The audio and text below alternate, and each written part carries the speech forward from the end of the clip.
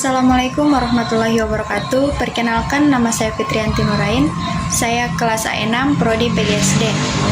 Sini saya akan mempresentasikan materi tentang implementasi pengetahuan filsafat. Implementasi filsafat ilmu dalam pendidikan adalah penerapan filsafat ilmu dalam upaya mengembangkan potensi-potensi manusia, peserta didik, baik potensi fisik, potensi cipta, rasa, maupun karsanya, agar potensi itu menjadi nyata dan dapat berfungsi dalam perjalanan hidupnya. Nah, bagaimana jika implementasi filsafat ilmu terhadap perkembangan ilmu pengetahuan? Implementasi filsafat ilmu terhadap perkembangan ilmu pengetahuan dan teknologi sebagai sarana pengujian secara penalaran ilmiah, sehingga orang menjadi kritis terhadap kegiatan ilmiah. Usaha merefleksi, menguji, mengkritik asumsi, dan metode ilmuwan. Filsafat ilmu dengan pengetahuan dapat saling bertemu, sebab kedua-keduanya menggunakan metode pemikiran dalam usaha untuk menghadapi fakta-fakta dunia dan kehidupan. Namun, keduanya menunjukkan sikap kritik dengan pikiran terbuka dan kemauan yang tidak memihak atau untuk mengetahui hakikat kebenarannya. Sekian dari saya. Wassalamualaikum warahmatullahi wabarakatuh. Assalamualaikum warahmatullahi wabarakatuh. Perkenalkan, nama saya Zian Fazira Ratu Kramat. Di sini saya akan menjelaskan epistemologi cara mendapatkan pengetahuan dalam dunia pendidikan, guru, dan sekolah dasar. Langsung saja, epistemologi dalam dunia pendidikan bertugas melakukan usaha untuk menetapkan sebuah kebenaran yang berasal dari sebuah isi pemikiran dan divalidasi oleh metode ilmiah. Itulah mengapa epistemologi dalam dunia pendidikan juga berperan penting sebagai sarana untuk mengetahui berbagai variasi kebenaran pengetahuan. Epistemologi merupakan landasan bagi manusia untuk bertindak dalam kehidupan sehari-hari sebagai dasar untuk mengembangkan kearifan dalam berpengetahuan, dan juga sebagai sarana untuk mengetahui tentang variasi kebenaran pengetahuan. Dalam mendapatkan pengetahuan yang benar menurut epistemologi, kita dapat menggunakan metode ilmiah dengan menggabungkan cara berpikir deduktif dan induktif dalam membangun pengetahuan, melakukan pendekatan secara rasional dan digabungkan dengan pengalaman empiris manusia.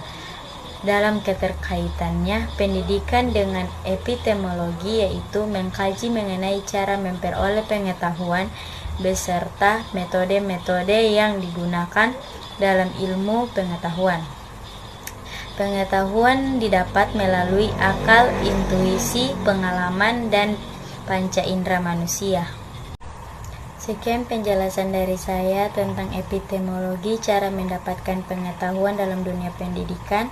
Wassalamualaikum warahmatullahi wabarakatuh.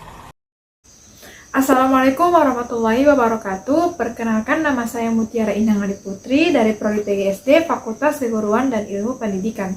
Pada kesempatan kali ini saya akan mempresentasikan materi tentang arah pemikiran filsafat yang ada pada prodi saya, yaitu PGSD.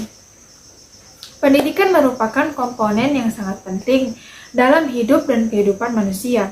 Gagasan dan pelaksanaan pendidikan selalu dinamis, sesuai dengan dinamika manusia dan masyarakat. Dari dulu sampai nanti pun, pendidikan itu selalu mengalami perkembangan, seiring dengan perkembangan sosial, budaya, dan perkembangan iptek.